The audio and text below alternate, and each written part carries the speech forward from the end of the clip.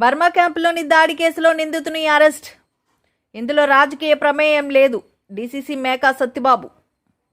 కంచరపాలెం పరిధిలోని బుధవారం రాత్రి మహిళలపై జరిగిన దాడి వ్యక్తిగత గొడవలే తప్ప రాజకీయ ప్రమేయం లేదని డీసీపీ మేకా సత్యబాబు వివరణ ఇచ్చారు. ఈ మేరకు గురువారం సాయంత్రం కంచరపాలెం పోలీస్ స్టేషన్లో ఏర్పాటు చేసింది మీడియా సమావేశంలో ఆయన మాట్లాడుతూ ఈ దాడి కేసును ఓట్ల కోసం జరిగిన దాడిగా తప్పుడు ప్రచారం జరుగుతుందని విచారం వ్యక్తం చేశారు. ఈ సందర్భంగా ఆయన కేసు వివరాలను వెల్లడించారు. స్థానిక బర్మా క్యాంప్ నూకాలమ్మ ఆలయం సమీపంలో సుంకర నూకరత్నం కుటుంబంతో నివాసం ఉంటున్నారు. ఆమె ఇంటికి సమీపంలో లోకేష్ తన కుటుంబంతో ఉంటున్నారు. ఈ రెండు కుటుంబాల మధ్య పాత గొడవలున్నాయి.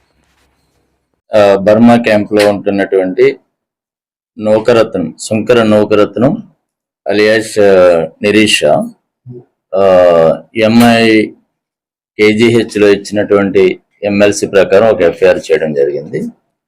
ఇది 307, 354, 324, 323 రెడ్ విత్ 34 ఐపీసీ కింద ఎఫ్ఐఆర్ చేయడం జరిగింది. దీని ప్రకారం అక్కడే 2 ఇల్లులు అవతల నూకరత్నం వాళ్ళకి 2 హౌసెస్ అవతల ఉంటున్నటువంటి ఆశ, ఈ కనకరత్నం వాళ్ళ ఫ్యామిలీకి ఇంతకుముందు కూడా గ్రడ్జెస్ ఉన్నాయి. ఒకళ్ళు తిట్టుకుంటూ అట్లా ఉంటారు. నిన్న కూడా ఈ ఆశకి కనకరత్నం వాళ్ళకి అదేవిధంగా ఈ నూకరత్నం వీళ్ళకి గొడవ జరిగింది. గొడవ జరిగినప్పుడు వీళ్ళు ఇతను కజిన్ అయినటువంటి లోకేష్ అన్న అతన్ని కాల్ చేస్తే అతను ఇంకొక 300-400 మీటర్స్ లో అక్కడే ఉంటాడు బర్మా క్యాంప్ లో. అతను వచ్చి వీళ్ళని గట్టిగా కొట్టడం జరిగింది. ఒక కర్రతోటి గట్టిగా కొట్టడం జరిగింది. హెడ్ ఇంజరీస్ అయింది. దీని మీద అటెంప్ట్ టు మర్డర్ 307, ఉమెన్ తో ఇండీసెంట్ గా అవుట్రేజింగ్ ఇది మోడెస్టీ ఉన్నాయి కాబట్టి 354. అదేవిధంగా యాసాన్ అమ్మాయి రాడ్ తో కూడా కొట్టడం జరిగింది.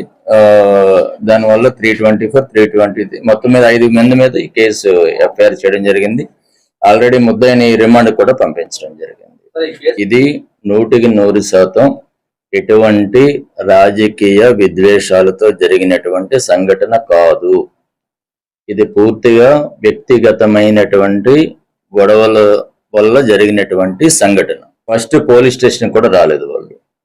వాళ్ళు డైరెక్ట్ గా కేజీహెచ్కి వెళ్ళారు. దెబ్బలు తగిలిన వెంటనే కేజీహెచ్ అవుట్ పోస్ట్ లో వాళ్ళు అక్కడ రికార్డ్ చేసినటువంటి స్టేట్మెంట్ మీద ఎఫ్ఐఆర్ చేయడం జరిగింది.